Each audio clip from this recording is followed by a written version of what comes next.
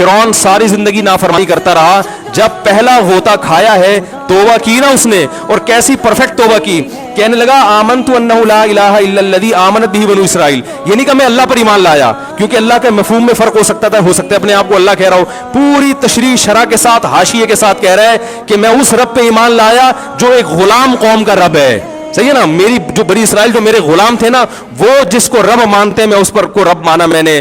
اللہ فرماتے ہیں آل آنا, اب ایمان لا رہا ہے, وقد عصیت قبل, اس سے پہلے تو نے نافرمانی کی ہے, ایسا عبرت کا نشان بناؤں گا. فالیوم ننجیک ببدنک لتکون لمن خلفک آیا, تو مر جائے گا تیری باڈی سلامت رہے گی, آنے والے لوگ قیامت تک تیری باڈی کو دیکھ کر عبرت حاصل کر رہیں گے کہ یہ ہے جس نے زمین پر ایسی حکومت کی کہ اس کی حکومت کے کھوٹے زمین پہ گڑ گئے. آج کیسا عبرت کا نشان بنا ہوا ہے, کیسا پڑا ہوا ہے, مسالے لگا لگا کے تو اس کو محفوظ رکھا جا رہا ہے. اور اللہ فرماتے ہیں یہ تو اس کی باڈی ہے, تمہیں نظر آ رہی ہے, اس پر گزر کیا رہی ہے ہم تمہیں بتاتے ہیں. النار, آگ ہے, یعرضون علیہا غدوا وعشیا, جس آگ پر صبح اور شام اس کو جلایا جاتا ہے. وَيَوْمَ تَقُومُ السَّاعَةُ, اور جب قیامت قائم ہوگی, أَدْخِلُوا آلَ فِرْعَوْنَ أَشَدَّ الْعَذَابِ, اللہ فرمائیں گے کہ ہم حکم دیں گے فرشتوں کو کہ فرعون کو اس سے سخت عذاب میں ڈال دو.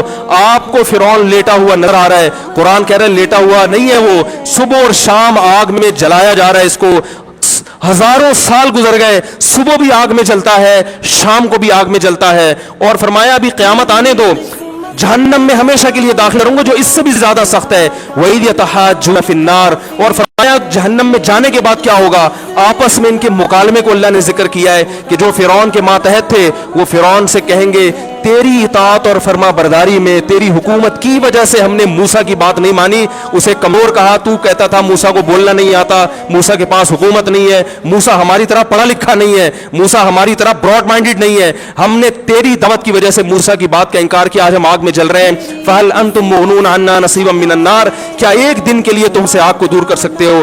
تو وہ کہے گا کہ میں خود اس جہنم کی آگ میں جل رہا ہوں, میں تم سے آگ کو دور نہیں کر سکتا. اللہ فرماتے ہیں سب مل کے جہنم کے داروغ کے پاس جائیں گے. وقال الذین فی النار لخزنۃ جہنم ادعوا ربکم, کہ فرشتوں سے کہیں گے تم اللہ سے دعا کرو کہ کچھ عذاب میں تخفیف ہو جائے, کچھ مہلت مل جائے. تو فرشتے جواب میں کہیں گے کہ کیا تمہارے پاس ڈرانے والا نہیں آیا تھا, موسیٰ کلیم اللہ جس سے اللہ کوہ طور پہ ہم کلام ہوا کرتا تھا, اس نے تمہیں ڈرایا نہیں تھا کہ تم اللہ کی نافرمانی چھوڑ دو.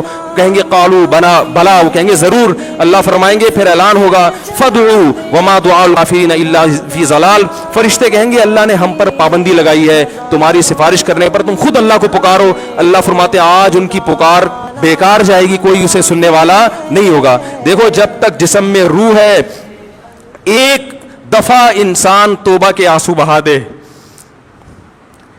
ایک دفعہ اللہ سے کہہ دے کہ اے اللہ مجھ سے جو جرم ہوا, اگر کسی نے زنا کیا ہے ایک دفعہ کہہ دے اے اللہ آئندہ نہیں کروں گا.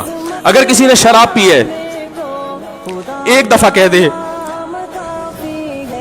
کہ اے اللہ آئندہ نہیں پیوں گا. اگر کسی نے اپنے والدین کو ستایا ہے ایک دفعہ کہہ دے اے اللہ آئندہ نہیں ستاؤں گا. اگر کسی نے وراثت کھائی ہے ایک دفعہ کہہ دے اللہ حق واپس کروں گا, آئندہ کسی کا حق نہیں دباؤں گا. اگر کسی نے انٹرنیٹ پر بیہودہ فحش فلمیں دیکھی ہیں ایک دفعہ کہہ دے اللہ دیکھ چکا آئندہ بولو بھائی نہیں دیکھوں گا. اللہ فرماتے ہیں اس کے کہنے میں تاخیر ہو سکتی ہے. وَمَن يَعْمَلْ سُوءًا أَوْ يَظْلِمْ نَفْسَهُ ثُمَّ يَسْتَغْفِرِ اللَّهَ یجد اللہ غفور الرحیم, کیسا ہی بڑا سے بڑا جرم کر لے اس کے بعد جب اللہ سے توبہ کرے گا بشرطے کہ روح جسم کے اندر موجود ہو, اللہ فرماتے ہیں یجد اللہ غفور الرحیم, اللہ صرف گناہ کو معاف نہیں کرے گا بلکہ یہ اللہ کو غفور اور رحیم پائے گا. غفور بھی پائے گا, پانے کا مطلب ہے محسوس کرے گا کہ اللہ نے اس کے جرم کو معاف کر دیا ہے, اور رحیم بھی پائے گا کہ مزید رحمتیں بھی کر رہا ہے.